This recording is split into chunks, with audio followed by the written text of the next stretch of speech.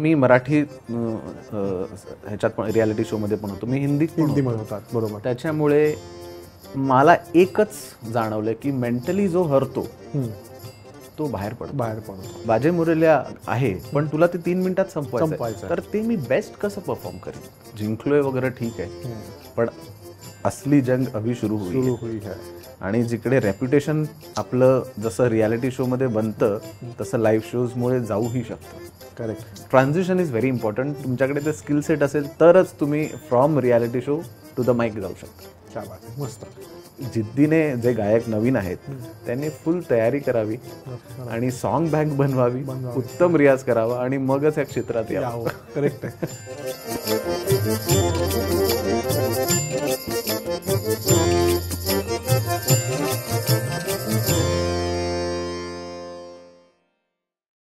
नमस्कार मंडळी. जाई काजल निर्मित आणि स्मृतिगंध प्रस्तुत आभाळाची माणसं पर्व दुसरं ज्योतीने तेजाची आरती ह्या मुलाखत मालिकेच्या ह्या भागात तुमच्या सगळ्यांचं परत एकदा मनपूर्वक स्वागत. आज आपण असा विषय चर्चा करायला घेतलेला आहे जो कलाकारांपेक्षा रसिकांच्या जास्ती जिव्हाळ्याचा आहे. आणि रसिकांना त्या विषयाबद्दल, रसिकांना त्या फॉर्मॅटबद्दल, रसिकांना तिथे सादर करणाऱ्या कलाकारांबद्दल भयंकर आपुलकी, प्रेम आणि जिव्हाळा असा असतो. आणि तो विषय म्हणजे रियालिटी शो. मात्र आपण असं बघतो की आज महाराष्ट्रभर, भारतभर रियालिटी शो होत असतात, परंतु बऱ्याचदा असं बघितलं जातं की ह्या शोमधनं बाहेर पडणारे विजेते किंवा स्पर्धक यांचं नंतर पुढे काय होतं याबद्दल बऱ्याच लोकांना काही कल्पना येत नाही किंवा ते कलाकार नंतर दिसतही नाहीत. हे असं का होतं? तर ह्याच माध्यमातनं स्वतःला एक अतिशय यशस्वी आणि व्यावसायिक दर्जाचा आणि अतिशय उत्तम तो गायक आहेच स्वतः, परंतु सिद्ध केलेला एक स्पर्धक आपल्याकडे आलेला आहे बोलायला. आणि हा स्पर्धक एका मोठ्या चॅनलच्या एका मोठ्या रियालिटी शोचा साधारण 10-12 वर्षापूर्वी विजेता होता. आणि आज तो महाराष्ट्राचा एक अतिशय वर्सटाईल असा गायक आहे, ज्याला शास्त्रीय, भाव, उपशास्त्रीय, फिल्मी, त्याच्याचबरोबर कॉर्पोरेट शोजपासनं सगळ्या प्रकारच्या शोज करण्याची एक अतिशय छान अशी कला उमगत आहे. कारण तो स्वतः एक अतिशय सच्चा आणि उत्तम कलाकार आहे. तर आपण स्वागत करूया आमचा अतिशय जवळचा मित्र आणि महाराष्ट्राचा अतिशय वर्सटाईल गायक विश्वजित बोरवणकर.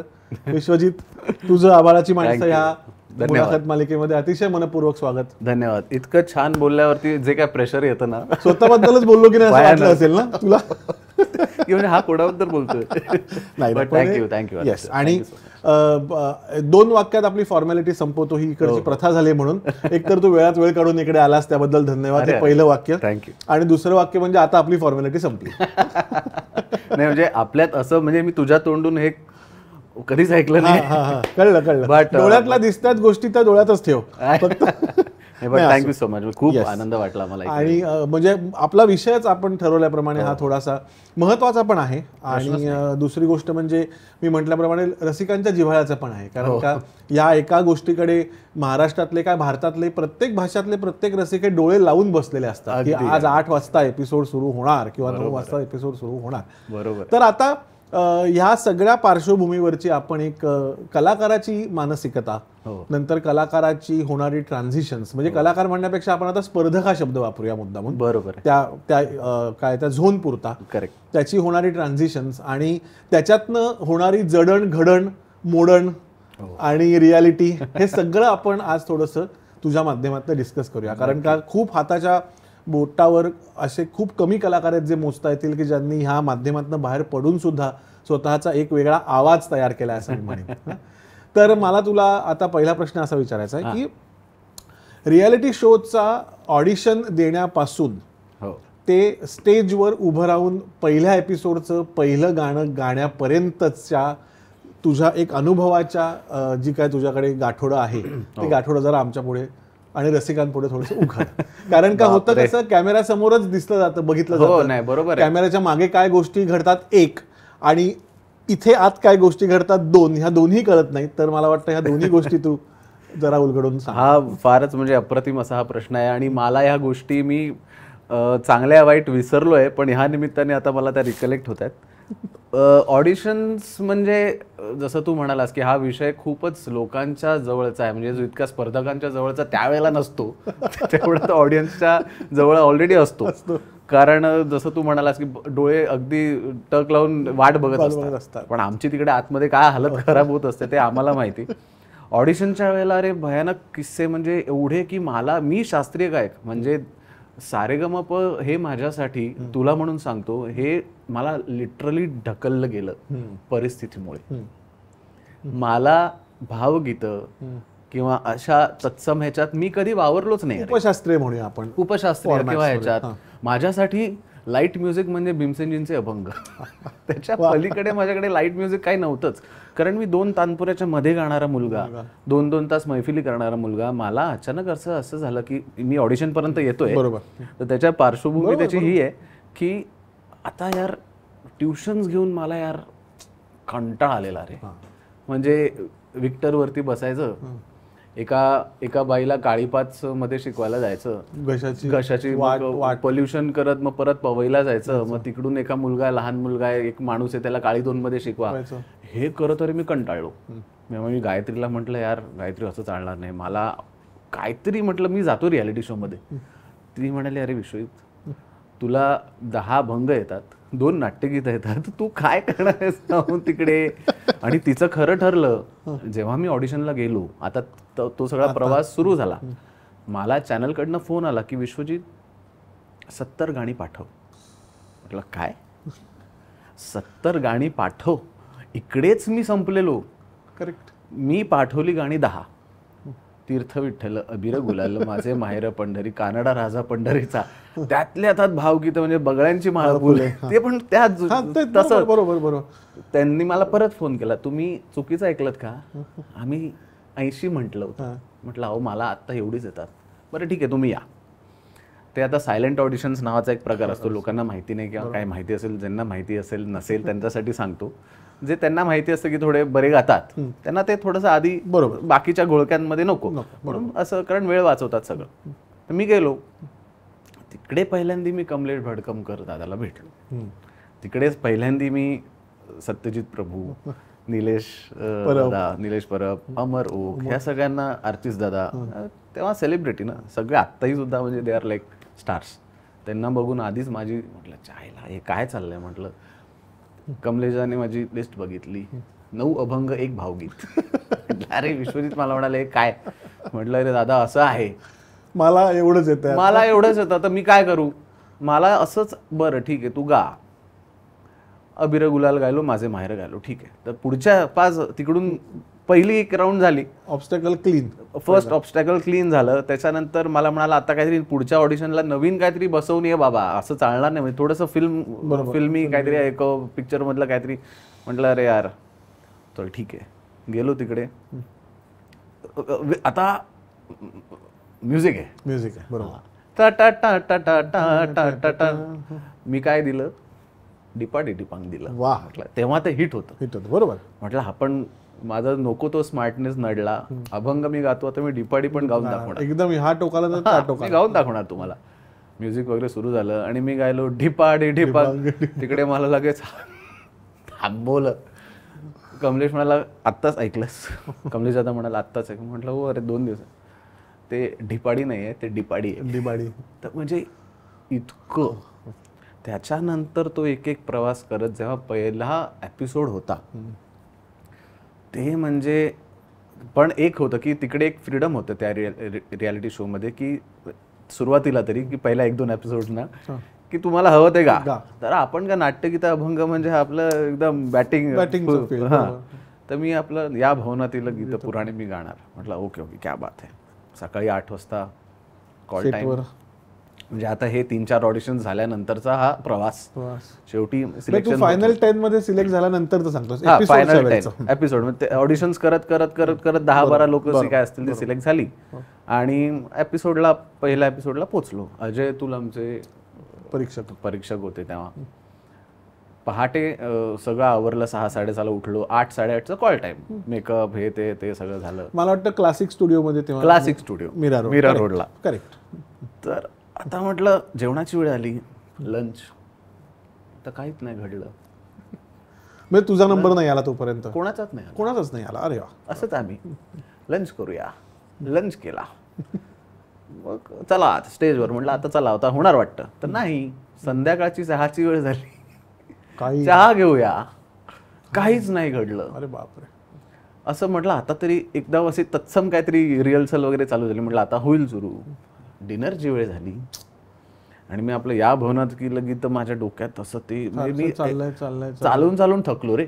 आणि मग मनातल्या मनात गाऊन गाऊन गाऊन दमलो रे. कारण आपल्याला कसं, तुला माहिती आहे क्लासिकल शास्त्रीय बैठक म्हणजे एकतर चपखलीत ते तसं 3 मिनिटात नाही जमत रे.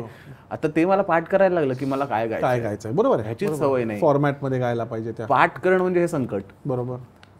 पहाटे 4 वाजता अरे मी गायलो. आहा. तो जो काय सकाळी 8 पासून ते पहाटे 4 पर्यंत जो काय पहिला दिवस होता त्या स्केड्यूलचा, 4 वाजता अरे काय अमानुष वेळ. 18 तासानंतर कुठलं या भवनातील गीत पुराण कुठून निवडलं असेल तुला, तेव्हा मला असं झालं मी निवडलं गाणं. पण this is how it is, असं सगळं आहे. त्यामुळे पण ते गाणं उत्तम झालं, त्यामुळे मजा आली. पण आता मला तू सांग की ही तुझी बाजू झाली. हो. पण जेव्हा तू ते गाणं गायला 4 वाजता पहाटे उभा राहिला होतास, तेव्हा तुझ्या मनात हा विचार आला होता का की कुठून आलोय, काय आलोय, अशी भावना होती की आता नाही, चला आता अभिमन्यू तर अभिमन्यू, आता लढायचं तर लढायचं, तर आता म्हणजे व्हॉट एव्हर हॅपन. आता प्रश्नच आहे, म्हणजे आता तीर निकल चुका आहे, आता आपण काहीच करू शकत नाही. सो पण हे मला असं कधी वाटलं नाही की हे मी का आलोय वगैरे. पण जसं मी तुला म्हटलं की का आलोय इन द सेन्स माझ्या म्हणण्याचा उद्देश होता की आता सिच्युएशन 18 तास बोरिंग होतं तिथे आणि फटीग होतो बेसिकली. आणि स्पेशली गायकाला जास्ती होतो, कारण का एक तर सायकोलॉजी वेगळी असते, शरीर दमतं, सगळंच होतं ना, श्वास. नाही पण तो एक काय म्हणतात त्याला, चॅलेंज खूप आहे रे. म्हणजे आता आपण ह्या मुलाखतीत बोलूच, हा फर्स्ट चॅलेंज आहे की तुमचा आवाज. बरोबर. आवाजाचं काय करायचं, बरोबर, तुमच्या हातातच नाही आहे ती गोष्ट. आणि त्याच्यामुळे तो एक भयानक मोठा चॅलेंज असतो की तुम्ही गाताय छान, हा मुद्दाच बाजूला असतो. म्हणजे जे कोणी बघतायत आणि ज्यांना कोणी शिकायचं ह्याच्या या एपिसोडमधनं, गायक उत्तम असणं हे म्हणजे काय पाहिजेच. बरोबर, करेक्ट. त्याशिवाय तुम्ही तिथे, आणि टेक्निकली बघायला गेलं तर मी रसिकांना असं सांगू इच्छिन की 1000-1500 मुलांमधनं ही 10 मुलं निवडली जातात. आणि ही निवड प्रक्रिया खूप ट्रान्सपरंट असते. आणि त्याच्यामुळे हा जसं म्हटलं तसं तुम्ही चांगले गायक आहात हा मुद्दा इथे नाहीच आहे, गौणच असतो. कारण तुम्ही चांगले गायक आहात म्हणूनच तुम्ही पहिल्या 10 मध्ये आहात, असं असतं. आणि मेंटली जो स्ट्रॉंग आहे ना आदित्य, तोच तिकडे टिकू शकतो. म्हणजे हे निर्विवाद सत्य आहे. तुम्ही गायक चांगले आहात वगैरे हे सगळं करेक्ट आहे, पण मेंटली स्ट्रॉंग पाहिजे. म्हणजे जसं मी मराठी ह्याच्यात पण रियालिटी शो मध्ये पण होतो, मी हिंदीत होतात. बरोबर. त्याच्यामुळे मला एकच जाणवलं की मेंटली जो हरतो तो बाहेर पडतो. क्या बात आहे. बाहेरच पडतो. कारण चॅलेंजेस हे इतके इम्पॉर्टंट असतात आणि तुम्हाला प्रत्येक दुसऱ्या दिवशी तिसऱ्या दिवशी नवीन गाणं बसवा. You have to be mentally very very strong. त्याच्याशिवाय हे होत नाही. खरंय. आणि मी परत इथे लोकांना सांगू इच्छितो की काहीही झालं तरी स्पर्धकाच्या गाण्याची एकच राऊंड होते आणि एकच अटेम्प्ट असतो. राईट? ऍब्सोल्युट. असं कधीच होत नाही की आपण ह्याला जरा दुसरा डिस्काउंट देऊ, दुसरं गाणं देऊ, असं कधीच होत नाही. त्यामुळे जे काही स्पर्धकाला गायचं ते त्याच 3 मिनिटात वन टेक तिथेच गायचं असतं. त्याच्यामध्ये तेव्हा तरी वन टेकच व्हायचं. सुरू झालं की शेवटपर्यंत करायचं. मग त्याच्यात तुम्हाला काही ऑप्शन नाही. मग तुम्हाला व्हेरिएबल्स एवढे असतात. म्हणजे जे आता बघतायत हा एपिसोड, गाण्याव्यतिरिक्त तुम्हाला कधीतरी मॉनिटरिंग नसतं ऐकू येत. बरोबर. तुम्हाला सूरच ऐकू येत नसतो. पण एकदा सुरू झालं की ते सगळं विसरून तुम्हाला परफॉर्म करणं, ह्याच्या पलीकडे काहीही ऑप्शन नाहीये. आणि त्याच्या तुमचा मेंटल स्ट्रेंथ हा खूप इम्पॉर्टंट असतो. भयानक इम्पॉर्टंट असतो. त्याच्या पलीकडे नाही तर तुम्ही परफॉर्म नाही करू शकत नाही. पण आता विश्वजित, ह्या सगळ्या प्रवासामध्ये मी पहिल्या एपिसोड पासून ते अगदी मेगा फायनलच्या एपिसोड पर्यंत, मग पहिले जसं म्हटल्याप्रमाणे पहिले 1-2 एपिसोड काहीतरी डिस्काउंट इन द सेन्स येतं ते गा, त्याच्यानंतर थीम सुरू होतात. त्याच्यानंतर थीम म्हटलं की मग त्याच्यानंतर मग नाही, आपण थोडंसं पुढे जाऊया अजून, म्हणजे त्या प्रक्रियेत अडकायला नको आता. नाही, पण त्याची पण गंमत आहे. मला काय फार गमतीदार, मला अचानक एक थीम आली. म्हणजे मी तसाच, अरे आपण रक्तात आपल्या क्लासिकल असल्यामुळे अचानक आपण कसं शिफ्ट होणार. माझा प्रॉब्लेम एक तुला सांगतो काय व्हायचा. मला प्रॉब्लेम हा होता की उभं राहून गायचं कसं. वाह. बेसिक बरं का. हातात माईक घेऊन स्टेडी ठेवून गायचं कसं. म्हणजे आता या हातात, आता ही समज ही पाण्याची बॉटल आहे बरोबर, आता आपण हे असं घेतलं तर मग ह्या हाताचं करायचं काय. हा मुद्दा.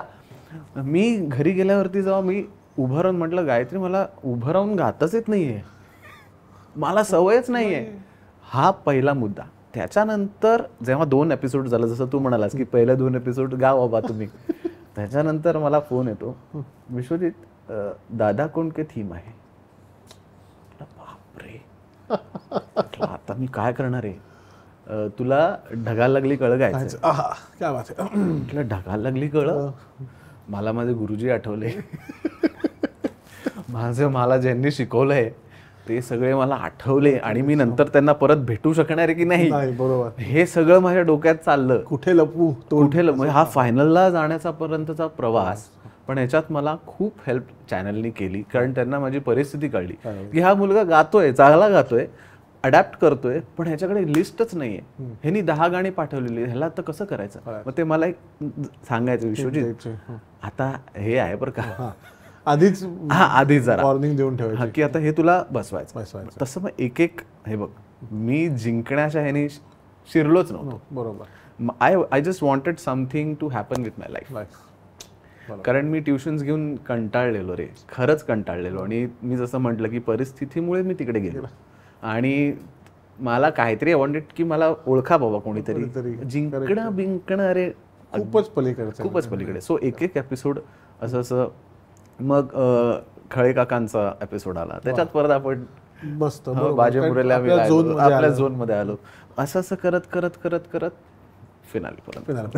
पण आता याच्यात विश्वजित, मी तुला एक गायक म्हणून मी तुला एक असा प्रश्न विचारतो आता, की जसं तू म्हणलास की तुझ्यावरचे झालेले सगळे संस्कार हे शास्त्रीय आहेत आणि नॅचरल आहे. म्हणजे ते त्याच बैठकीत तू वाढलायस, त्याच बैठकीत मोठा झालायस, जे ऐकलंस तेच ऐकलंयस, जे म्हणजे सगळं तेच बघितलंयस. आणि आता ढगाला लागली कळ असेल, नाहीतर मग जसं तू म्हणलास डिबाडी डिबांग असेल. आणि बरं, प्रत्येक जॉनरचं आपलं एक महत्व असतं.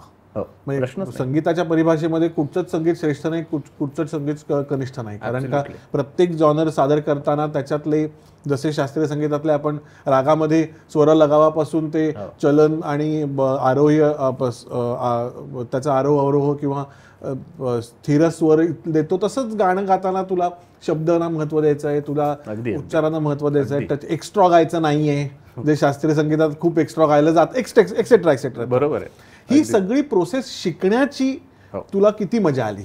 भयानक, खूपच मजा पण आली, पण भीती पण वाटली. मजा तर खूपच आली. म्हणजे आता मी जसं म्हटलं की आता बाजे मुरल्या आहे, पण तुला ते 3 मिनिटात संपवायचं, तर ते मी बेस्ट कसं परफॉर्म करीन. बरोबर. आणि त्या 3 मिनिटात तो कसा माहोल झाला पाहिजे, काय गायचं काय नाही गायचं, आणि नुसतं गाऊन चालत नाही की ते पोचलं पण पाहिजे लोकांपर्यंत. तुमची बॉडी लँग्वेज कशी आहे, म्हणजे हळूहळू मी ह्याचा खूप अभ्यास केला की गाणं आहे आपल्याकडे, पण माझं बॉडी लँग्वेज कशी आहे, मी काय फ्रेजेस गायच्या आहेत, मला काय नकोय, काय हवंय, त्याचा खूप अभ्यास आहे आणि त्याची खूप मजा आहे, खूप मजा येते त्याची खूप मजा. पण मग आता मी तुला पुढे असं विचारतो की ह्या सगळ्या प्रोसेसमधल्या असे कुठचे क्षण आले की तुला भयंकर इन्सिक्युअर वाटलं की नाही रे, हा जॉनर मला आता नाहीच आहे, आणि आता अमुक एबीसी कॉन्टेस्टंट आहेत, म्हणजे तुझ्यापैकी तुमच्या ग्रुप समूहातले अजून एबीसी आहेत, हेच 3 जण ह्याच्यात जाणार आहेत. आणि बहुतेक आज आपण चपला घालून घरी जायचे, हार श्रीफळ खूप खूप आले असे मनात किस्से. एकदा काय झालं, गणपती त्या निमित्ताने होते, मी जस्ट किस्से त्या तुझ्या निमित्ताने, अरे मला आठवत किती मी मोठं गणपतीचा होता आणि मला तू सुख करता द्या ना, माझं जॉनर आहे हो देवा सरू, मी कम्फर्टेबल आहे. किंवा प्रथम तुला नाही, तुला गायचंय पार्वतीच्या बाळा. काय बात आहे. म्हटलं बापरे, म्हटलं अहो माझं नरड, म्हटलं माझं नाही, पण मग ते तुला गायचं, तेच तुला गायचं आहे. आता त्यांचा अट्टाहास का, कारण it is a plan of a schedule, तुला माहिती आहे कसं, कोण हा गातोय, आणि दे फेल्ट की मी परफॉर्मन्स तेव्हा थोडासा माझा चांगला होत होता, त्यामुळे परफॉर्मन्स ओरिएंटेड प्लस गाणं पण आहे, असं काहीतरी ह्याला द्यावं. अशा खूप किस्से झाले जिकडे माझी लिटरली मला असं वाटलं अरे हे काय आहे. म्हणजे आता मी तुला आता तुला परत 12 वर्ष पुढे आणतो मी की आज तू ज्या प्रकारचे स्टेज शोज करतोयस, तू आता दोन्ही प्रकारचे करतोयस, तू शास्त्रीयही करतोयस, तू अभंगही करतोयस, उपशास्त्रीय करतोयस, तू कॉर्पोरेट करतोयस, जिकडे फ्लॅशी लाईट्स मध्ये आणि समोर हातात जसं तू म्हटलास की डाव्या हाताचं काय करायचं हल्ली हा प्रश्न तुला पडत नाही. आणि तर ह्या प्रकारचे शो कधी तू आयुष्यात करशील असं तुला 12 वर्षापूर्वी वाटलं नसेलच याच्याबद्दल मी खात्री बाळगू शकतो. परंतु आता हे जे तू शो करतोयस आणि जे अतिशय सक्सेसफुली करतोयस, परत तुला आता 12 वर्ष मागे नेतो मी, जेव्हा तुला अशा प्रकारचं गाणं गायला सांगितलंय जे तुझ्या जॉनरच्या संपूर्णपणे विरुद्ध आहे, मग अशा प्रकारचं आता 2 दिवसांनी गाणं गायचं म्हटल्यानंतर तू पहिले आधीचे 2 दिवस घरी त्या गाण्याची जी प्रॅक्टिस करायला लागते, प्रॅक्टिस इन द सेन्स की गाणं पाठ करणं एक भाग झाला, चाल पाठ करणं दुसरा भाग झाला, जशी चाल आहे तशी गाणं हा तिसरा भाग झाला, मग तू म्हटल्याप्रमाणे बॉडी लँग्वेज करणं तिसरा भाग झाला. परंतु याची काही सिस्टीम तू डेव्हलप केली होतीस का, की हे गाणं पाठ करताना मग आता ह्या जॉनरचं पुढचं गाणं आलं तर ते तुला परत पासून सुरू नाही करायला लागला पाहिजे, पहिल्या 5 पायऱ्या पार केल्या पाहिजे, तर तशी काय प्रकारची तू सिस्टीम डेव्हलप केली होतीस, काय तुझी लर्निंग टेक्निक होतं ते? पहिलं मी हे केलं आदित्य, व्हॉइस टेक्स्चर. मला असं वाटलं की ते तुम्हाला अडॅप्ट करता आलं पाहिजे, म्हणजे माझ्याच आवाजात गायचं आहे, म्हणजे आपल्याला मिमिक नाही करायचं, बरोबर, पण ते माझं वाटलं पाहिजे.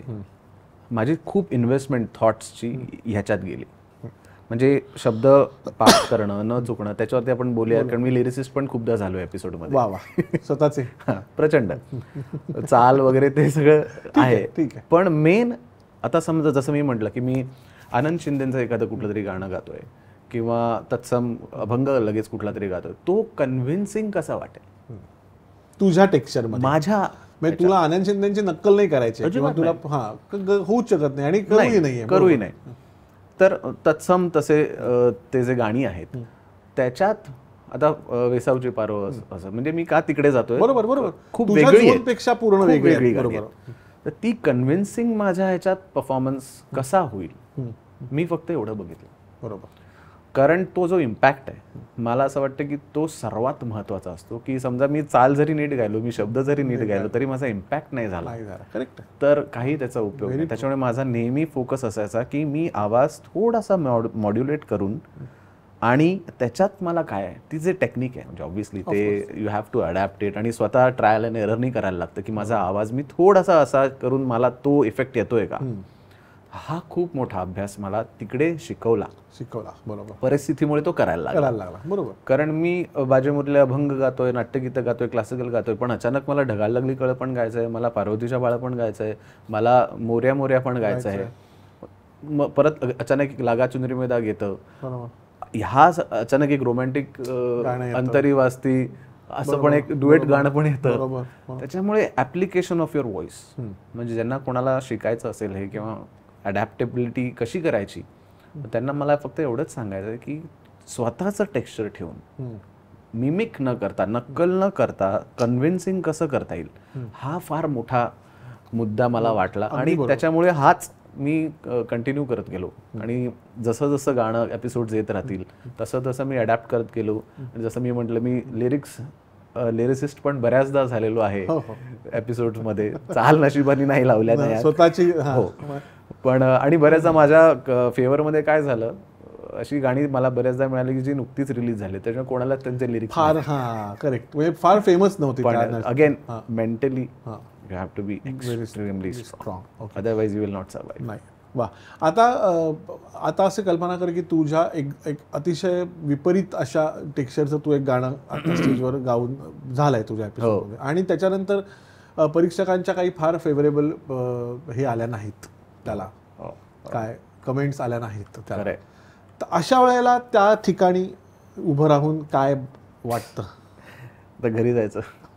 नाही, आता घरी तर जायचं नाहीये असं हे ठरलं की आज विश्वजित तू काय आज लगेच तुला काही कॉन्टेस्टंट म्हणून तू आज बाहेर जात नाहीयेस, परंतु तू आता आहेस डेंजर झोन मध्ये आहेस, शब्द रियालिटी शोचा. ते जे काय लाईट असतात ना, तीन असे तिघांना उभं करतात, बरोबर. आणि नाही, मी त्या प्रोसेसच्या पलीकडे जाऊन तुला विचारतो, चल, कारण कधी लाईट उभं करतात, कधी चक्र फिरवतात, काय ते व्हिज्युअल इफेक्ट आहेत. पण जेव्हा तुला कळतं की तू हा फाशी गेलाय आणि हे 2 जण वाचलेत, त्याच्यापैकी एक मी आहे, तेव्हा त्याचा इफेक्ट तुझ्या पुढच्या आउटपुटवर किती होतो? नाही म्हटलं तरी काही तुम्ही थोडासा जरी दुर्लक्ष करायचं ठरवलं तरी अरे होतो. कारण एवढे जण बघत असतात रे, खूप फरक पडतो.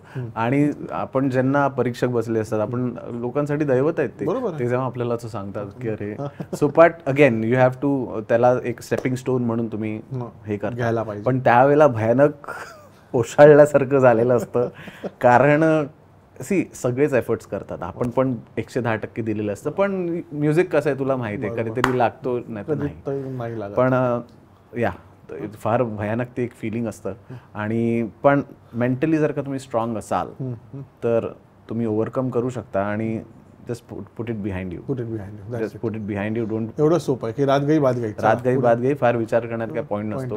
कारण यू बिलीव्ह दॅट तुम्ही, if you believe that you are a good singer. पण मग आता मला तुला एक परत तुला तुझ्याच पहिल्या वाक्या आणि ह्या वाक्यामध्ये तुला मला आणायचं आहे की जिंकायची अपेक्षाच नसताना तू जर तिथे गेलेला आहेस आणि आज जर तू धोक्याच्या रेषेमध्ये आहेस, तर मग जर जिंकायचंच नसलं तर मग या धोक्याच्या रेषेचं एवढं टेन्शन काय येतं? मला फक्त पहिल्या 3 मध्ये यायचं होतं. अच्छा, मला फक्त पहिल्या 3 मध्ये यायचं होतं, पण that's all I wanted. Okay. कारण मी म्हटलं होतं गायत्रीला की पण मग पहिल्या 3 मध्ये यायचं होतं, हे मगाशी तू बोलताना असं म्हणाला अपेक्षाच नव्हती. हा, अपेक्षाच नव्हती. पण एक वाढायला लागल्यानंतर असं झालं का? पहिल्या 2-3 एपिसोड म्हटलं यार चाललंय, हा म्हणजे पहिल्या 3 मध्ये तरी येऊ शकतो. हा, पण म्हणजे असं वाटलं एवढं झालं तरी लाज वाचेल की अगदी म्हणजे घरी जाऊन तोंड दाखवता येईल की बाबा 10 होते आणि मी 9 पहिलाच 9 उरलेत आणि मी एकटा बाहेर आलो, असं नको. पण यू आर राईट ऍक्च्युली की सुरुवातीला काहीच अपेक्षा नव्हती, पण जसं जसं एपिसोड होत गेले, आता ते शेड्यूल 6 महिने चाललं रे. बरोबर. पहिले 1-2 महिने झाल्यानंतर लक्षात आलं की आपलं काहीतरी घडेल. तेव्हा मग असं वाटायला लागलं की बाबा पहिल्या 3 मध्ये तरी आपण आलो पाहिजे, तरी झालं. पण मग आता हे जेव्हा पहिल्या 3 मध्ये आलो पाहिजे अशी जेव्हा भावना तयार झाली, तेव्हा मग कधीतरी असं वाटलं असेल ना, नाही आता हे आपण जिंकायलाच पाहिजे. जेव्हा फिनालेला पोचलो. अच्छा. आणि फिनालेला 5 जण त्यांनी काढली. ओके. त्यामुळे त्याच्यात युजली कसे 3 असतात किंवा असं असतं, तेव्हा 5 जण होते फिनालेमध्ये. आणि तेव्हा जरा वाटलं की यार यहाँ तक आए है तो मतलब नैया पार हो जानी चाहिए अपनी. आणि पण देवाच्या कृपेने आउट ऑफ नो वेअर, मी आधी तुला खरंच सांगतो, म्हणजे इव्हन आता हे सगळं असं वाटतंय जिंकावं वगैरे, पण वेन आय लुक बॅक की मी का तिकडे आलो, जिंकणं अरे आसपास पण नव्हतं माझ्या मनात. पण जेव्हा फिनालेमध्ये पोचलो तेव्हा मात्र नक्की वाटलं की यार इथपर्यंत आलोय, आता जर का काही आपण जिंकलो तर we can make something out of it. मग देवाच्या कृपेने जेव्हा फिनाले झाली होती, 3000 लोक मी आयुष्यात कधी बघितली नाही माझ्या क्लासिकल कॉन्सर्टला. खरंच आहे. आणि आमच्यासारखे नवीन क्लासिकल गवय्यांचं तर म्हणजे विषयच संपला. तर फिनाले बालेवाडीला होती आणि लाईव्ह सगळं म्हणजे अप्रतिम. 3000 लोक बघूनच म्हटलं अरे बापरे, मी आयुष्यात बघितलं ना, हे 12 वर्षापूर्वीची गोष्ट. 3000 लोक समोर म्हटल्यावरती काय गायचं, कसं गाणार, जिकडे बघू तिकडे लोक समोर. अजय-अतुल त्यांची सगळी फॅमिली, माझी फॅमिली, आत्या आणि घरचे आले की जास्त टेन्शन येतं, बेकार एकदम, नका तुम्ही जा असं याच्यात ते होतं. प्लस 3000 लोक. पण ती फिनाले झाली, 4-5च गाणी गायची होती तिकडे, पण देवाच्या कृपेने. आता मी तुला एक म्हणजे कारण मी सुद्धा या फील्डमध्ये परीक्षक म्हणून बरंच ऑडिशनचं काम बरीच वर्ष केल्यामुळे मी आतला एक प्रश्न. तू पण घेतली होतीस खरे माझी ऍक्च्युली, कुठला तरी होता तू बघा. गॉड यार, ऍक्च्युली हो, पण तोंड लपव असं होणार आहे मला. नाही, पण मी तुला आतला प्रश्न विचारतो की 5 गायक असतात आणि तुमच्या प्रत्येकाला 1-5 गाणी दिली जातात की तुला ह्या राऊंडला आहे, ह्या राऊंडला आहे, आणि एक गाणं असतं जे रिहर्स करायला प्रत्येक स्पर्धकाला आवडत येते, म्हणजे एक्झिट सॉन्ग. आठवतं की जर तू एक्झिट झालास तर तुला किती वाईट आहे. कुठचं तुझं एक्झिट सॉन्ग कुठचं होतं? मला एक्झिट सॉन्ग असं एखाद दुसरं प्रत्येक एपिसोडला. नाही, मी फिनालेचं विचारतोय, कारण तो सगळ्यात दुःखाचा भाग असतो. ते होतं मोर्या मोर्या. अच्छा. मी बाळत आणे तुझी सेवा करू काय जाणे अपराध. म्हटलं यार, तेव्हा पहिल्यांदा असं वाटलं असेल ना की हे गाणं गायची वेळ माझ्यावर आयुष्यात कधी येऊ नये. अगदी. अरे मी जसं म्हटलं फिनालेला वाटलं होतं यार अब नैया पार ही जानी चाहिए. आणि मग थांब ना, आणि मग आता जेव्हा स्पर्धा जिंकून पुढे आल्यानंतर जेव्हा कधी तू पहिल्यांदा मोर्या मोर्या गायला असशील. हो, ते एक असं होतं ना, तो स्पॉट फार थोडासा असा वेगळा, नको तिकडे जायला असं सुरुवातीला कार्यक्रमांमध्ये झालं होतं. आणि त्याची जेव्हा रिहर्सल व्हायची तेव्हा अजून वाईट वाटायचं. म्हटलं अहो हे नका तुम्ही गाणं घेऊ, कशाला म्हटलं तुम्ही आधीच, हे बाकीचे घ्या ना 4. अरे करून मग ते आपलं सत्तू दादा हे म्हणजे तुला माहिती आहे. नाही करायला लागेल, रिहर्सल करायलाच लागेल. ते फार भयानक बाबा, फारच भयानक सगळा प्रकार. ठीक आहे, आता विश्वजित बोरवणकर रियालिटी शोचा विजेता म्हणून बाहेर पडलेत आणि आता विश्वजित बोरवणकर हे व्यावसायिक क्षेत्रात पदार्पण करणार, कारण का आता नाव झालंय, म्हणजे लोकांना दिसलंय, असं झालंय. हे झाल्यानंतर आयुष्यातली पहिली रियालिटी चेक कुठे झाला? पहिल्याच कार्यक्रमात. कसा? पहिल्याच कार्यक्रमात. सारेगमप जिंकल्यानंतर मला फोन यायला लागले की विश्वजित इकडे गायचंय, तिकडे गायचंय.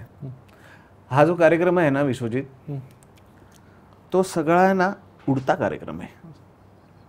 म्हटलं मी घाबरलो, कारण अरे किती एपिसोड झाले असतील, 15-16 बरोबर. म्हणजे मला 16 गाणी माझ्या आधीच्या रेपर्टर मध्ये वाढली. म्हणजे 10 होती, जी 10 होती त्याची 26 झाली रे. म्हणजे विषय काय बदललेला नाहीये, 10 होती ती 26 झाली. म्हणजे टेक्निकली 6 महिन्यात 16च गाणी वाढलीत बस, कारण बाकी करायला वेळच नाही.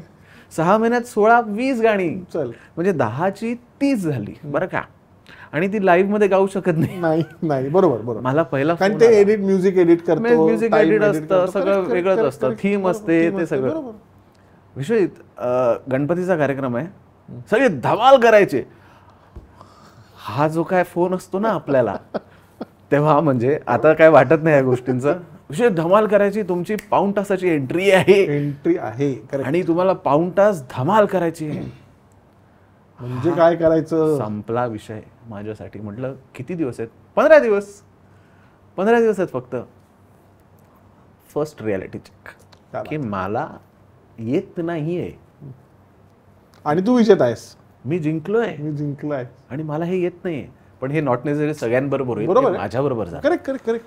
म्हणून मी सांगू नाही, पण हे म्हणजे कसं आहे माहितीये का, मला असं वाटतं विश्वजित की ही भावना जी महत्वाची आहे. कारण का तू क्लासिकल शिकलायस आणि तुला सांगतात धमाल करायची, म्हणजे ही अडॅप्टेबिलिटी. आणि हे जर रिव्हर्स असतं की एखादा जर अशाच पार्श्वभूमीचा गायक असता जो धमालच करत आलाय आणि त्याला सांगितलं असतं की गणपतीचा कार्यक्रम आहे, सगळी आपली पारंपरिक आणि अभंग गायचे, तर सेम भावना झाली असती ना. त्यामुळे असं नाहीये. सो बेसिकली मग लगेच मी कामाला लागलो आणि तेव्हा लक्षात आलं की जिंकलोय वगैरे ठीक आहे, पण असली जंग अभी सुरू हुई है. आणि जिकडे रेप्युटेशन आपलं जसं रियालिटी शो मध्ये बनतं तसं लाईव्ह शोज मुळे जाऊही शकतं. करेक्ट. आणि नंतर मला हे लक्षात आलं की पैसा हे मी का केलं, म्हणजे गाण्यावरती प्रेम वगैरे हा सगळा विषय आहेच, पण मी रियालिटी शो मध्ये मला थोडंसं फेम हवी होती आणि पैसे हवे होते, फेम. आता मला हे लक्षात आलं की अरे मला जर का मी हे काम नीट नाही केलं लाईव्ह शोजचं, तर माझ्यावरती परत पहिल्यासारखी वेळ येऊ शकते जिंकून सुद्धा. आणि ती वेळ आली तर ते अजून जास्ती काय म्हणतो वाईट, भयानक वाईट. त्याच्यामुळे जिंकणं हा एक पर्व झाल्यानंतर जसं तू म्हणालास की पहिला रियालिटी चेक हा झाला की मी तयार नाही आहे या कार्यक्रमासाठी. Very true. मी तयारच नाहीये. मी करू काय? 15 दिवसात कार्यक्रम, मला 50 मिनिटं गायचंय, माझ्याकडे मटेरियल नाही. तेव्हापासून जे सुरू झालं तेव्हा लक्षात आलं की यार अभी इसमें आए हैं, तर हे नैया पार होनी चाहिए. त्यामुळे लगेच प्रत्येक कार्यक्रमात देव परीक्षा घेत गेला आणि हिची प्रोसेस किमान 2-2.5 वर्ष चालली, ज्याच्यामुळे मला वेगवेगळे कार्यक्रम, मग एक अभंगांचा कार्यक्रम यायचा, मग मला भावगीतं पण फार यायची नाहीत. बरोबर, ऑब्व्हियसली, म्हणजे तसं कधी झालं नाही, चूक नाहीये काही, पण ही फॅक्ट आहे. मग भावगीतांचा कार्यक्रम आला की मी परत टेन्शन मध्ये. तर हा जो रियालिटी चेक आहे हा भयानक झाला आणि मला असं वाटतं की सगळ्यांनी जिद्दीने जे गायक नवीन आहेत त्यांनी फुल तयारी करावी आणि सॉन्ग बँक बनवावी, उत्तम रियाज करावा आणि मगच या क्षेत्रात यावं. करेक्ट आहे. म्हणजे मध्यंतरी असा एक विषय झाला होता आमच्यात बोलताना की व्यावसायिक गायक गायचं असेल तर काय करायला लागेल. तर म्हणजे हा शब्द वापरणं मी कितपत इथे योग्य आहे हा मला माहिती नाहीये, परंतु एक तुम्हाला धंद्याची 350 गाणी यायला पाहिजेत. अगदी खरं आहे ही वस्तुस्थिती, पण ही फॅक्ट आहे रे, ही फॅक्ट नाही तर माझ्यासारखं होईल. म्हणजे आता डेट आली आहे आणि मग मी तयारीला लागलो, त्याला अर्थ नसतो. ही आयडियल सिच्युएशन ही नाहीये. बरोबर आहे, आयडियल सिच्युएशन ही अजिबात नाहीये. हे म्हणजे डेस्पिरेशन होतं. पण this is what you do have to. आणि आता 12 वर्ष झाली I have been performing in corporates, मग सगळे आपले फ्युजन कॉन्सर्ट. बरोबर. आता सगळा तो एवढा हे झालाय, आता ते तुझ्या अंगवळणी पडलाय, स्टॉक झालाय, अनुभव झालाय, सगळंच म्हणजे अगदी सक्सेसफुल होणं, अनसक्सेस, लर्निंग अनलर्निंग सगळं तुझं करून झालंय. अगदी अगदी. आता त्या काळात परत मी तुला असं म्हणतो की जी पहिली 2 वर्ष तुझी ही काय म्हणतो बिल्डिंगची होती, म्हणजे करिअर बिल्डिंगच आपण ज्याला म्हणूया, की मागे एक मोठं विजेता असं असलेलं एक लेबल लावलेलं आहे पताका आणि त्याच्या पुढे तुला त्या लाईटच्या मध्ये बॅकलाईट घेऊन ते चालायचं आहे. असं असताना तुझ्या करिअरचं सिलेक्शन आणि क्युरेशन ह्या 2 गोष्टी तू निवडल्यास का तुझ्यावर त्या जसं येत गेलं तसं स्वीकारत गेलास? मी थोडासा म्हणजे बऱ्यापैकी लकी ठरलो ह्याच्यात, कारण मला चूज करायला लागलं नाही. ऑनेस्टली खूप चॉईसेस असले की माणूस गणतो, बरोबर, तसं माझं झालं नाही. वडील होते माझे, ते गाण्यातच होते, ते महाविद्यालयात गांधर्व महाविद्यालय तुला माहिती असेल वाशीचं, बरोबर, तिकडे ते व्यवस्थापक होते ह्याला सेक्टर 9A, बरोबर. तिकडे त्यांची एक खोली त्यांना दिलेली राहायला आम्हाला, म्हणजे आमचं विद्यालयातच आम्ही वास्तव्य होतं आमचं. त्याच्यामुळे सकाळी उठलो की कोणीतरी रियाज करत असायचं सितारचा. मी खेळायला गेलो क्रिकेट तरी कोण ना कोणतरी रियाज करत असायचं. आणि तिकडे खूप बरे मोठे मोठे लोक यायचे यार. भाई गायत, पंडित भाई गायत, विश्वनाथ पेंढारकर. मी तुळशीदास बोरकरांकडे तिकडे 1.5 वर्ष पेटी शिकलो. क्या बात आहे. पेंढारकरांनी मला लिटरली मांडीवर बसून हे बघ हा सा आहे असं शिकवलं. त्यामुळे बाय चॉईस म्युझिक मध्येच घडणार होतं. म्हणजे बाबा पण म्हणतात की अरे विश्व तू उभा राहिलास हे पेटीला धरूनच उभा राहिलास. त्याच्यामुळे ते मला थोडंफार झाले वगैरे येतात, त्याच्या पलीकडे काय माझं झालं नाही पेटीत हार्मोनियम मध्ये. पण क्लासिकल करायचं की सुगम संगीत करायचं की काय करायचं हे मी ठरवलं नाही. पंडित राम देशपांडेजी तिकडे यायचे, तर बाबा म्हणाले हा गातो बघ काय होतंय का. बाबा आणि ते मित्र, तेव्हा पहिला सा म्हणजे असा टेक्निकली शास्त्रीय पद्धतीने पहिला 6 माझा रामदादांकडे लागला. तेव्हा मी 9वीत वगैरे असं 9वीत. त्याच्या आधी मी कॉम्पिटिशन मध्ये त्याची धुनं झंकारली वगैरे ते खूप गायचो, भावगीतं गायचो. पण मी शिकायला जेव्हा लागलो तेव्हा शास्त्रीय शिकायला लागलो आणि त्याचा भयानक पगडा माझ्या डोक्यावरती बसला रामदादांमुळे. म्हणजे ती झिंग असते रियाजाची ती मला त्यांच्यामुळे लागली. म्हणजे 6-6 तास 7-7 तास दिवसाचा रियाज, बरोबर, तो जोपर्यंत होत नाही तोपर्यंत मजाच यायची नाही मला. म्हणजे बाबा मला म्हणायचे अरे पोरं खेळतायत जा, पण मी आपला तानपुरा रियाज करतो. ती जी झिंग आहे ती मला रामदादांमुळे लागली. त्याच्यानंतर there was no point of choosing anything. नाही, पण माझा मी तुला असं विचारत होतो की जिंकल्यानंतरचं करिअर हो हे कसं. नाही जिंकल्यानंतरचा जो भाग आहे ना तो माझा मी बॅलन्स ठेवायचा प्रयत्न केला ऑनेस्टली, की माझं शास्त्रीय पण चालू राहील आणि सगळं कमर्शियल पण होईल. पण त्या सगळ्या ओघात खूप कार्यक्रम व्हायला लागले. बरोबर, म्हणजे महिन्यातून 18-15 कार्यक्रम, मग you know how it is. प्रवास आहे, पण मी तरी त्याच्यातून मी ट्राय केलं की माझा बॅलन्स राहील क्लासिकलचा सुद्धा. आणि महिन्यातून एखाद दुसरी मैफल आली की ते मी डेफिनेटली अजूनही करतो, आत्ताही करतो. आणि मी नंतर मी चूज नाही केलं, मला जसं काम येईल तसं मी करत गेलो. टू बी व्हेरी ऑनेस्ट, जसं काम येईल जो कार्यक्रम येईल तो मी घेत गेलो. 3-4 वर्षानंतर देन आय स्टार्टेड चुझिंग की आता मी काय करू शकतो. तेव्हा रे चॉईस नव्हता, रियालिटीतनं बाहेर पडलं जे येतं ते ऍब्सोल्युटली करेक्ट. आणि असं होतच ते. तर आता हे तू जसं म्हणतोयस की मी कार्यक्रम जसे आले तसे घेत गेलो, आणि ते ऑब्व्हियस पण आहे कारण का त्या काळाची गरज पण असते, कारण नाही केलंच तर अरे परत कुठे गायब झालास असं होतं.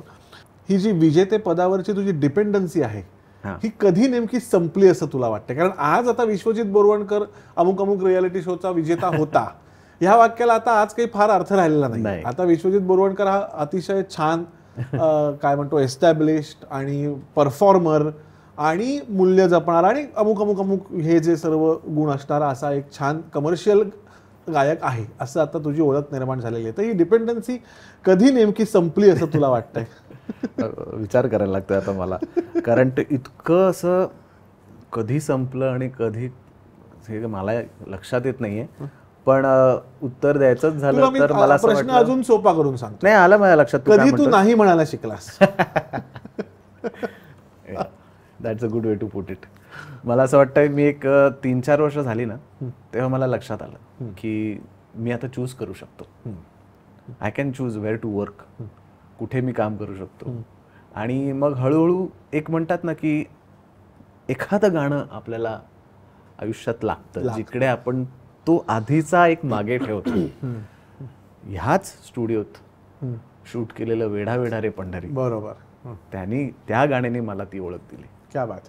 वा, किती वर्ष झाली असतील त्याला? 6 वर्ष. 6 वर्ष. आणि तेव्हाच ह्याच इकडेच मला आठवतंय इकडेच बसलेलो मी, तो एक समोर एक कॅमेरा, असंच सगळ्या हीच माणसं होती, कॅमेरा माणसं होती. आधीच एक मिटवायला अजून एक काहीतरी छान व्हायला लागतं. तर वेढा वेढा रे पंढरी ते माझ्या आयुष्यात आलं. राजा फाटक यांचं कंपोजिशन आहे ते. आणि ते आल्यानंतर मला लक्षात आलं हळूहळू की अरे नाही, ओके, म्हणजे माझी जागा कोणी घेऊ शकणार नाही त्या कार्यक्रमात, अशी एक वेळ आली आहे.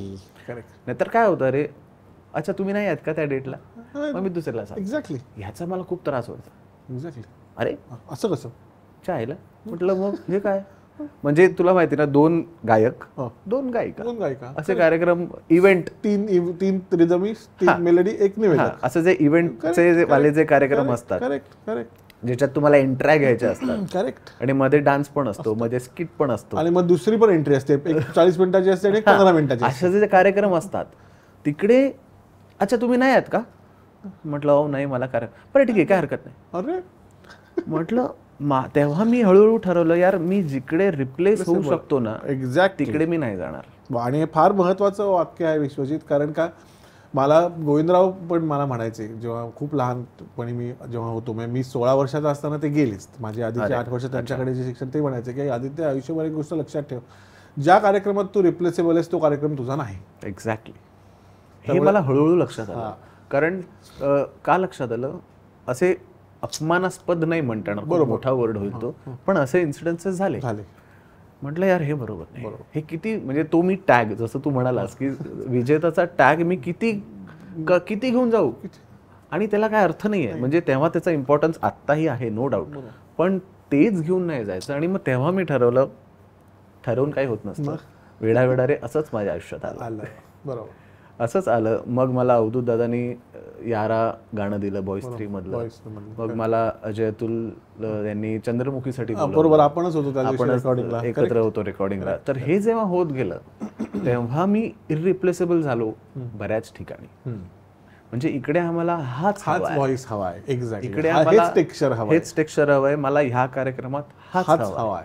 करेक्ट. हे जेव्हा 3-4 वर्ष लागली ते सगळं व्हायला, आणि तेव्हा मी म्हटलं की हे हवंय मला. करेक्ट. त्यामुळे जसं तू म्हणालास की ट्रान्झिशन 3-4 वर्ष लागली. नाही पण, आणि मी म्हणजे परत सगळ्यांना सांगेन की ही भावना फार इम्पॉर्टंट कलाकारासाठी आहे. आणि विजेतेपद मिळो अथवा विजेतेपद न मिळो, तुम्ही पहिल्या 3 मध्ये या, पहिल्या 10 मध्ये या, कसेही व्हा, हा विश्वजितचा हा जो मुद्दा हा फार महत्वाचा आहे की माझं गाणं कुठचं किंवा माझं गाणं कोणतं, हे जोपर्यंत एखाद्या कलाकाराला कळत नाही तोपर्यंत ह्या सगळ्या सो कॉल्ड लिगसीची आणि काय म्हणतो प्रतिष्ठेची त्याला काही अर्थ राहत नाही. आणि अगदी बरोबर म्हटलास, सगळेच गायक सगळी गाणी गात असतात बाय द वे, बरोबर, पण तुमची स्पेशालिटी, तुमचं स्किल कुठे आहे ते तुम्हाला डंके की चोट पे करताच आलं पाहिजे. बरोबर आहे. म्हणजे जॅक ऑफ ऑल ट्रेड्स आजची गरज आहे, नो डाऊट. बरोबर. पण एक काहीतरी तुमच्याकडे असं पाहिजे जे कोणाकडे नाही. आणि मी तुला परत ह्याच्यात थोडंसं ॲडिशन करून सांगेन की परत गोविंदराव असं म्हणायचं की जगातला पहिला गुरु प्रत्येक कलाकाराचा हा त्याचा स्वतःचा कान असतो. क्या बात, क्या बात. तो सांगतो आपल्याला की हे मला जमतंय की नाही जमत आहे. अगदी कोणी सांगायची गरज नाही. अगदी. त्यामुळे तो कान आपण आपला गुरु मानला, तर जसं तू म्हटलास की मी व्हॉइस मॉड्युलेशन करायचो, पण हे करताना शेवटी तुझा कान तुला सांगत असेल ना की अरे हो हे जमतंय मला, किंवा बाबा हे अजिबातच जमत नाहीये मला. प्रश्नच नाही. आता बोल. त्यामुळे जसं तू म्हणालास की काय कसं कधी ते झालं आणि स्वतःचं काय ओळखायचं, जसं तू म्हणालास ते हळूहळू लक्षात येतं. आणि पण तेव्हा जे ती फिलिंग जेव्हा यायला लागली की अरे नाही, this is where I have to, this is where I am different. Correct. ते डेव्हलप करायला पाहिजे. आता ना एक अशी खूप खूप ट्रिकी गोष्ट आहे की साधारणपणे रसिकांच्या मनात एक असं असतं की काय पैसे मिळतात हो तुम्हाला. हा एक प्रत्येक कलाकाराच्या बाबतीत म्हणजे कोणीही असो, म्हणजे अगदी शंकर सरांचं नाव घेऊ तिथपासून आपण अगदी आपण असं म्हणू की टियर 3 सिटीमध्ये किंवा अशा कुठच्या तरी छोट्या गावामध्ये गाणारा एखादा कोणीतरी कलाकार असेल, गाण्याच्या साधनेची किंवा कलेची तुलना नाही ह्याच्यामध्ये, परंतु त्या गावातल्या लोकांना पण हा प्रश्न पडलेला असतो की अरे ह्याला किती पैसे मिळतात. बरोबर. आणि मोठ्यातल्या मोठ्या गायकाच्या बाबतीत पण हा प्रश्न पडलेला असतो की अरे ह्याला किती पैसे मिळतात. खरं. ओके. सो हा एक संदिग्ध विषय सगळ्यांच्या मनामध्ये आहेच. दुसरी गोष्ट अशी होते की विशेष करून रियालिटी शो मधनं बाहेर आल्यानंतर काही स्पर्धकांना असं वाटायला लागतं अरे मी 50 रुपये चार्ज करत होते, मी 50 रुपये कोणी चार्ज करत नाही, मी उदाहरण म्हणून देतोय, 50 रुपये चार्ज करत होते, मी आता 75 करू का रे, मी जिंकलो म्हणून. असे विचार मनात येणं स्वाभाविक असतं. करेक्ट. सो विश्वजित बोरवणकर जिंकल्यानंतर जर विश्वजित बोरवणकरला 100 रुपये मिळत असतील त्या काळात, जर म्हणजे जिंकण्याच्या आधी असं आपण गृहीत धरूया, तर विश्वजित बोरवणकरला असं वाटलं का नाही आता जिंकलो मी, आता मी 150 करतो, नाही तर मी 200 करतो. मग हे पैसे वाढवण्याची इच्छा ही तुझ्या परफॉर्मन्समुळे तुझ्यामध्ये डेव्हलप झाली का टॅगमुळे डेव्हलप झाली? परफॉर्मन्समुळे. मी ट्रायल अँड टेस्ट वरती फार विश्वास ठेवतो. म्हणजे let me put it correctly, हा फार महत्वाचा विषय आहे. आणि कसा महत्वाचा विषय आहे, कारण का ह्याच्यातच ती सस्टेनेबिलिटी ठरलेली आहे. अगदी. सॉरी, ह्याच्यातच ती काय म्हणतो सस्टेन कसं व्हायचं हे ठरलेलं आहे. मला समज महिन्यातून 15 कार्यक्रम आहेत आणि मी एक एक्स अमाऊंट घेतो, माझं विजन सांगतो. आपण 100 रुपये असे धरूया आता, मग हिशोब करायला 1500 रुपये समज मला 15 कार्यक्रम करून मिळत आहेत, येत आहेत, तर मी याच्यात खुश व्हावं की ना खुश व्हावं? अगदी बरोबर. पैशानी नाही म्हणत आहे मी, वेळाने म्हणतो. पैशाने पण चल, 1500 रुपये मला मिळत आहेत 15 दिवस काम करून. तर ह्याच्यानी मी खुश आहे की ना खुश आहे हे त्या आर्टिस्टने ठरवायचं. बरोबर. सुरुवातीला मी खुश होतो की अरे मी 15 दिवस बिझी आहे, मला 20 कार्यक्रम आहेत, मला 2000 रुपये मिळत आहेत.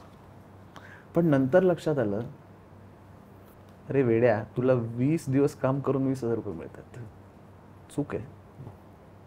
तुला असं काहीतरी करायचं आहे जे तुला 5 दिवस काम करून 20,000 रुपये मिळाले पाहिजेत. बरोबर.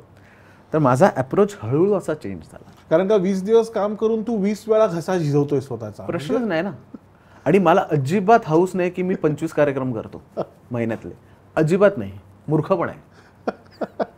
लाईव्ह शो हे आयुष्य नाहीये. करेक्ट. हा मूर्खपण आहे की 25 कार्यक्रम काय मिरवण्यात 0 मार्क आहेत त्या विषयाला. अगदी बरोबर. मला 25 कार्यक्रमांचे पैसे जर का मी 2 कार्यक्रमात, तर मी जिंकलोय. ॲब्सोल्युटली. हा अप्रोच सगळ्यांनी ठेवावा. बरोबर. आणि ते फोन आला की अरे मला 2 कार्यक्रमात 25 मी एवढे घेईन असं नसतं. अगदी करेक्ट.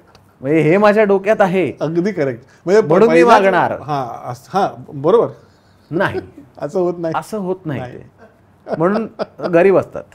अरे तू दिसत नाही रे जिंकल्यानंतर. करेक्ट. हे आपण किती वेळा ऐकलंय. बरोबर. आणि म्हणूनच हा सगळा आपण एपिसोड करतोय की बेसिकली टॅलेंट असतं आणि त्याच्यानंतरच्या ह्या गोष्टींमुळे गणित चुकतात, ती चुकू नयेत म्हणून हे किती मागायचे.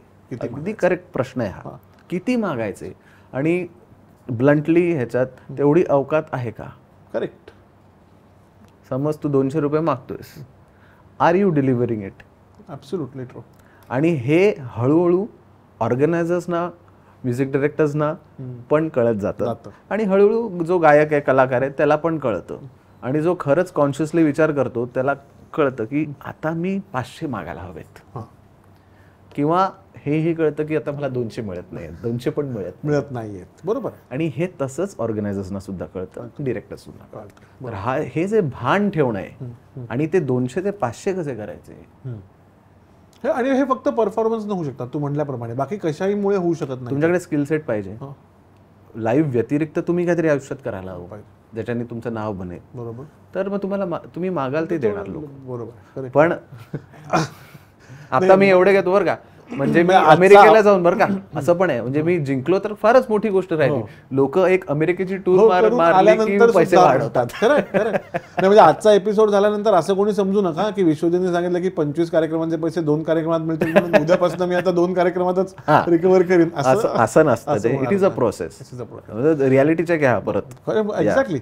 आणि आता विश्वजीत मला सांग गोष्ट की हे खूप रेअरली होतं असं की म्हणजे आपण श्रेया घोषालच्या बाबतीत असं म्हणूया की जसं ती रियालिटी शो जिंकल्यानंतर ताबडतोब तिला इस्माईल दरबारजींनी देवदासमध्ये 96 साली का 97 साली ब्रेक झाला. आपल्या डे टू डे आयुष्यामधल्या रियालिटी शोमधनं जिंकलेल्या गायकांना स्टुडिओत जाऊन माईकवर उभं राहायला एवढा वेळ का लागतो? बापरे, आता तू मला एवढं आत हे करायला लावतोयस, विच आय लव्ह. नाही, हे प्रश्न मी तुला काय म्हणतो, हे माझ्याबरोबर पण झालंय. आता 12 वर्षांनी A.R. रहमान साहेबांचं नोटिफिकेशन मला आलं that he is following me on Instagram. बघा, त्याला 12 वर्ष लागली. तर माईक वरती याला वेळ का लागतो? म्हणजे पार्श्व गायक म्हणून उभं राहायला वेळ का लागतो, असं मी लोकांसाठी सिम्प्लिफाय करून. अगदी म्हणजे करेक्ट आहे. खूप फॅक्ट्स आहेत. म्हणजे तुमचा आवाज, प्लेबॅकचं टेक्निकच कम्प्लिटली डिफरंट आहे. तुम्ही लाईव्हला जर का चांगले गात असाल तर नॉट नेसेसरी की तुम्ही माईकवरती पण आहात. आता हे गणित समजवायचं कसं, हा विषय फार वेगळा आहे. बरोबर, खूपच वेगळा आहे. कारण त्याच्यात एक्सप्रेशन्स, तुमची व्हॉइस टेक्स्चर, तुम्ही त्या ॲक्टरला सूट होत आहे का, त्या स्टोरी लाईनला सूट होत आहे का, कम्प्लिटली डिफरंट गेम आहे. म्हणजे जे ऐकतायत हा एपिसोड त्यांना मी सांगू इच्छितो की ह्या भ्रमात अजिबात राहू नका की जो लाईव्ह उत्तम गातो तो उत्तम पार्श्वगायक आहे किंवा उलट सुद्धा. हा, करेक्ट. जो प्लेबॅक पण चांगला करतो तो लाईव्ह मध्ये पण गाईलच असं नाही. आता हा काय गेम आहे? बरोबर. असं कसं? गाणं तर गाणं आहे, तसं गाणं आहे, पण एवढे फॅक्टर्स आहेत त्याला. तुमचं टेक्स्चर कसं आहे, तुम्हाला ते इमोट करता येते का, तुम्हाला स्वतःच एक पहिली सर्वात मोठी गोष्ट असते की गाणं नवीन असतं. Very true. स्टुडिओत जाऊन ऐकतो रे आपण गाणी, किंवा कधी 8 दिवस जरी गाणं आधी दिलं काय सुद्धा ते नवीनच आहे. काय होतं 8 दिवसांनी? काही नाही होत. काही घडत नसतं 8 दिवसात. आपणच आपलं ह्याच्यात, अरे मी ऐकून आलोय बरं का, 8 दिवसात वगैरे काही घडत नसतं. ऐकून आलोय, हा ऐकून आलोय, आलंच काय, हो ऐकून आलं, असं गाणं होत नाही. पण आणि मग तो कंपोजर पेटी घेऊन बसला की कळतं की आपण काय ऐकून आलोय आणि काय ऐकून नाही आलोय. बरोबर. जे आहे पाठवलेलं असतं त्याच्यात पण परत चेंजेस असतात. त्यामुळे हे वेगळं डिफरंट चॅलेंज आहे. तुम्ही अडॅप्ट किती करू शकता याला, आणि तुम्हाला नवीन काहीतरी ऐकलं की तुम्ही लगेच डिलिव्हर करू शकता का स्वतःच्या स्टाईलने. प्लेबॅकमध्ये हे फार इम्पॉर्टंट आहे. प्लेबॅकमध्ये you have to up what the music composer is already saying. कारण तो गायक नाहीये. करेक्ट. तो नुसती तुम्हाला चाल सांगतोय, पण ॲज अ गायक गाणं तुम्हाला करायचं. एक्झॅक्टली. आणि ते खूप डिफरंट लेवलला तुम्हाला घेऊन जायची तुमच्यात कपॅसिटी पाहिजे. मग त्याच्या स्किल सेट्स वेगळे आहेत, ते लाईव्ह मध्ये नाही होत. त्याच्यामुळे म्हणूनच तो coming back to the question की रियालिटी शो जिंकल्यानंतर खूप जण असं म्हणतात अरे तो गायब झाला. कारण हो झालाय. कारण आणि अनफॉर्च्युनेटली नॉर्मल लोकांना जर का तू पिक्चरमध्ये गात नसशील म्हणजे तू काही काम करत नाहीस. ॲब्सोल्युटली चुकीचं. बरोबर. त्यांना असं वाटतं की हा पिक्चर मध्ये गातोय म्हणजे हा काम करतोय. करेक्ट. आणि ज्यांना जे पिक्चर मध्ये नाही आहेत त्यांच्यासाठी तो गायब झाला. करेक्ट. तो हल्ली काहीच करत नाही. पण हे चूक आहे. खूप लोक भयानक काम करत असतात. बरोबर. पण ट्रान्झिशन इज व्हेरी इम्पॉर्टंट. तुमच्याकडे ते स्किल सेट असेल तरच तुम्ही from reality show to the mic जाऊ शकता. क्या बात आहे. मस्त. विश्वजीत, हे म्हणजे हे जे तू आता बोललेलं आहेस हे अतिशय म्हणजे अर्थ स्टॅटरिंग फॅक्ट अशी कोणाला वाटू शकते की लाईव्ह शो मध्ये गाणं वेगळं आणि रेकॉर्डिंग मध्ये गाणं वेगळं. मी तुला अजून 1-2 प्रश्न विचारणार आहे, पण तत्पूर्वी मला तुला असं विचारायचं की असे काही मेमोरेबल किस्से, प्रसंग, विशेष करून सारेगमप जिंकल्यानंतर झालेले. आणि मी दोन्ही प्रकारे तुला विचारीन की म्हणजे हसगत फसगत दोन्ही प्रकारे की नाही आपली होतच असते, हसगत फसगत होतच असते. असंच एकदा मी घरी दुपारची 3:30-4ची वेळ असेल, काहीतरी करत होतो काम, फोन आला वॉचमनचा, माझ्या बिल्डिंगच्या वॉचमनचा मला फोन येतो. म्हटलं हा भाई बोलो. सर ट्रक आया है. म्हटलं क्या?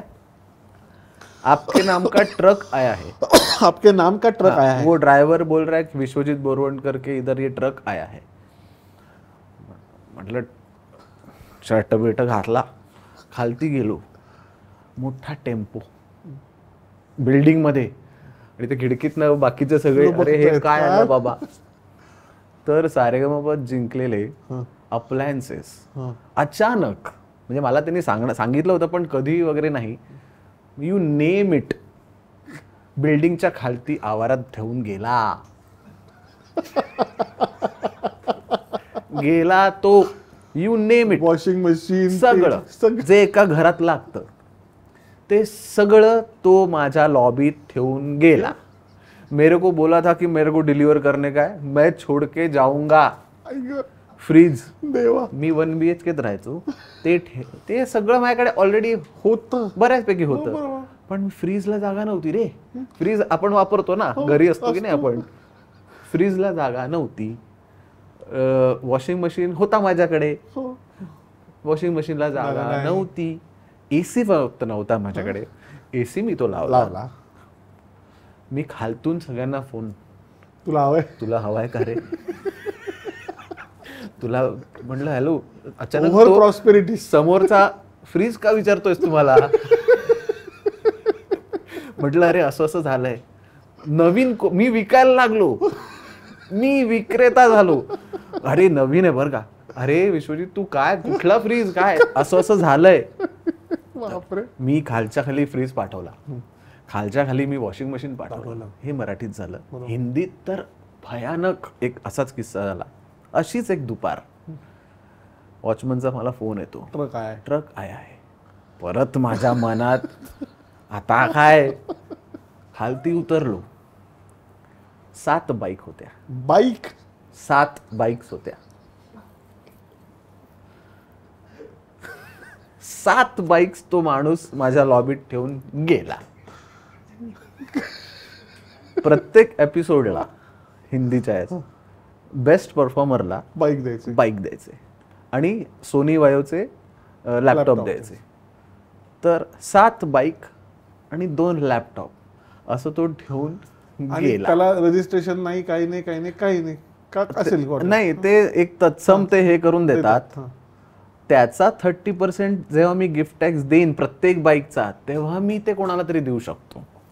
म्हणजे त्या आल्या आणि आता त्या मला विकायच्या आहेत. एकदा मी बेकरीत पाव आणायला गेलेलो. बापरे. मी सोमवार बाजारात मी राहायचो मालाडला. भैया घरी पावभाजी होती, भैया 10 पाव देना. मला एक फोन येतो चॅनलमधनं, अरे तुला ते बाईक्स मिळाल्या का. हे तर म्हटलं हो मिळाला. 7 बाईक्स आहेत ना. म्हटलं हो 7 बाईक्स आहेत. ठीक आहे ओके. असाच रॅन्डम माणूस पाव घेत होता सोमवार बाजारात. तुम्हाला बाईक विकायची. पण मला वाटलं अरे हा गिराईक आहे, हा आज माझ्या कामाला येणार आहे. म्हटलं हो मला बाईक विकायची. तो आला माणूस, तो 2 बाईक घेऊन गेला. तेव्हा OLX BLX नव्हतं. मी माझं परत चालू झालं, तुला बाईक हवी असं करत मी 1 ठेवली आणि 6 विकल्या. तर असं पण गमतीदार किस्से आहेत. आणि आता असा कुठचा किस्सा की जसं म्हटलं फसगत झाल्यासारखा, की ज्याच्याकडून लर्निंग वाला असा एखादा किस्सा असेल, किंवा आपण उलट म्हणूया लर्निंगचा सोडून द्या, असं काहीतरी तुला असं वाटलं की चल यार एवढं मी आता वर्ष हे सगळं केलंय, तर आता काहीतरी अमुक गोष्ट घडली, त्यामुळे ॲटलिस्ट हे रेकग्निशन हे महत्वाचं आहे की आता you should consider this as your one of the milestones. असं काही फसगत म्हणजे अरे लाईव्ह शोज मध्ये अशी नाही झाली नाही. फसगत नाही, मी अप्रिसिएशन बद्दल बोलतोय. अच्छा की म्हणजे कोणी असं अमुक घटना घडल्यानंतर तुला असं वाटलं की हो यार चला चांगलं झालंय आपल्या बाबतीत, पॉझिटिव्ह. नाही प्रश्नच नाही. म्हणजे बेसिकली चांगलं झालंय मेन म्हणजे जसं मी म्हटलं की गाणं हे फार आपल्याला एक ओळख देऊन जातं रे. आणि तसं मी पर्सनल प्रोजेक्ट्स पण खूप केले. त्याच्यात मला वेडावेडारी जेव्हा फरमाईश यायला लागली, क्या बात आहे, म्हणजे मला चिठ्ठ्या येतात रे आता, तुम्ही प्लीज वेडावेडारी गा. मला असं वाटतं ती माझी विन आहे आणि ते जिंकलं असं मला वाटतं. आणि that is the best feeling. स्वतःचं गाणं जेव्हा अरे आता लोक गातात माझ्या बरोबर, वा वा, मस्त. त्यामुळे मला असं वाटतं त्याच्या मोठं काय, त्याच्यापेक्षा मोठी ओळख काय असू शकत नाही. असू शकत. क्या बात आहे, वा. ऑडियन्सची जी मेमरी असते ना, ती फारच काय म्हणतो आपण त्याला, ती ओव्हर रायटेबल असते असं मी म्हणेन. करेक्ट. की ती शॉर्ट असते असं पण म्हणणार नाही मी, आणि ती लॉंग असते असं पण म्हणणार नाही. वा, ती ओव्हर रायटेबल क्या बात आहे. एखादी घटना ऑडियन्सच्या उगाच लक्षात राहते, त्या घटनेला लक्षात राहण्यासारखी कदाचित व्हॅल्यू नसते, पण एखादी घटना उगाच लक्षात राहत नाही, जिला लक्षात राहण्यासारखी व्हॅल्यू असते पण.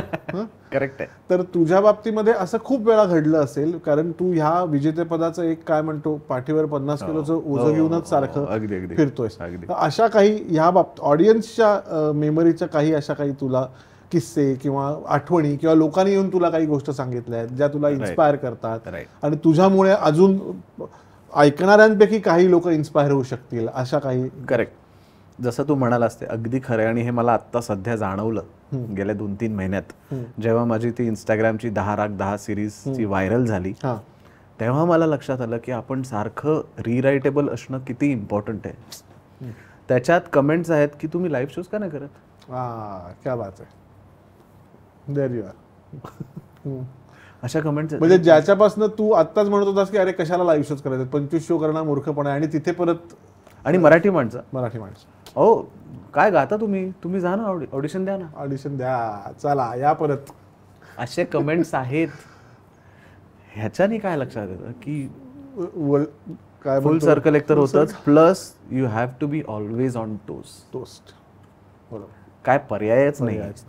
त्यामुळे काही ना काहीतरी नवीन आणणं, जसं तू म्हणालास की सतत काही ना काहीतरी, जसं ओझं आहेच नो डाऊट, पण त्याला साईडला ठेवून सारखं परत काहीतरी नवीन करणं. आणि जसं म्हणालास की प्रेक्षक पण आता त्या सिरीजला पण अरे तुमची ती बघतो सिरीज, आणि नॉन मराठी लोक सुद्धा. ॲब्सोल्युटली. त्यामुळे त्याची पण मजा येते. काय बात आहे. मला वाटतं विश्वजित फारच मी असं म्हणेन की आपल्या गप्पा खूपच काय सत्याची कास धरून म्हणतो ना, हा शब्द जरा बोजड वाटेल तुम्हाला, पण टुवर्ड्स द ट्रूथ असं आपण म्हणू की झालेलं आहे. आणि तुझ्या ह्या सगळ्या इतक्यात खुले मनाच्या मोकळेपणामुळे मला पण खूप मजा आली. म्हणजे किती वर्षांनी मी परत त्याला रिव्हिजिट केलं. थँक्यू. मनाच्या तुझ्या मोकळेपणामुळे मला असं नक्की खात्री आहे की रियालिटी शो बघणाऱ्या रसिकांना एखाद्या स्पर्धकाची, एखाद्या विजेत्याची आणि त्याच्यानंतर घडणाऱ्या ह्या सगळ्या करिअरच्या मोठ्या ग्राफचा तुम्हाला एक छोटा जरी काय म्हणतो अंदाज आला तरी मला वाटतं त्या कलाकाराचं तुमच्याकडनं खूप जास्त प्रमाणात कौतुक होईल, जो तो कलाकार डिझर्व करतो असं मला वाटतं. त्यामुळे विश्वजित, तू आज वेळात वेळ काढून मालाडपासून इथे आलेला आहेस. नाही, खूप मजा आली मला. आणि इतकं सुंदर तुझं तर म्हणजे वादन तर आम्ही ऐकतोच, पण तू इतकं छान बोलकं केलंस मला, त्याच्याबद्दल तुझे पण खूप आभार. Thank you very much. तर विश्वजित, तू इथे आल्याबद्दल जायकाजल परिवार आणि स्मृतिगंध परिवारातर्फे एक छोटीशी गिफ्ट आहे, त्याचा तू स्वीकार करावास असं. Thank you so much. हे तुमचं थँक्यू, धन्यवाद, वेलकम कार्ड. थँक्यू. तर मंडळी, आभाळाची माणसाचा हा भाग तुम्हाला कसा वाटला हे आम्हाला तुमच्या प्रतिक्रियाद्वारे कळवा. आवडला असेल तर मित्रांपर्यंत पोचवा, शेअर करा, आणि स्मृतिगंधचं फेसबुक पेज आणि यूट्यूब चॅनल शेअर करा, लाईक करा आणि सबस्क्राईब करा. धन्यवाद.